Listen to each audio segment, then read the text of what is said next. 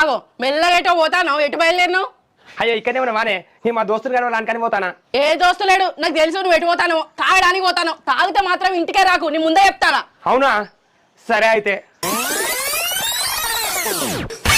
ఆగో మళ్ళీ టూకవేంటి? మళ్ళీ ఏంటి అంటే నువ్వు తాగు తింటి రాక అని చెప్పినావు కాదే, అందుకనే చెద్దలు పట్టుకుపోతానా. అక్కడ దోమలు కుడితే పడుకోవడానికి ఏముండదు, ఇక వైన్ షాప్లో అనుకుంటా. అంటే తాగుడైతే మానవా? ఎట్లా మాత్రమే మా తాగుబోతుల కష్టాలు మీకు ఎట్లా అర్థమైతే, అక్కడ వైన్ షాప్లో కూర్చొని తాగినాక బయటికి బండి పట్టుకొని వస్తే పోలీసులు ఊదు ఊదు అంటారు. ఎట్నో అట్లా కష్టపడి ఇంటికి వస్తే మీరు చీపులు కట్టాలు పనిచేస్తారు. ఏందే గోస ఇయ్యాలేమో అక్కనే ఉండి ఇటు రాక ఇంటి మొక్కనే రాకనబడుతుంది.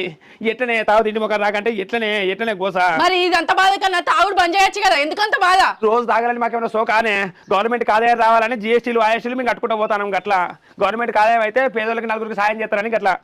నీకు సాయం చేయాలని ఉంటే తాగే పైసలు మొత్తం తీసుకుపోయి పేదల చేతిలో పెట్టచ్చు కదా. సాయం వంక చెప్పి ఇరగ తాగుడు. నీకేం తెలియదు పో, ఈ బిత్తిరి దానికి ఎంత చెప్పినా అర్థం కాదు. తాగితే ఎంత మంచిగా అనిపిస్తుంది.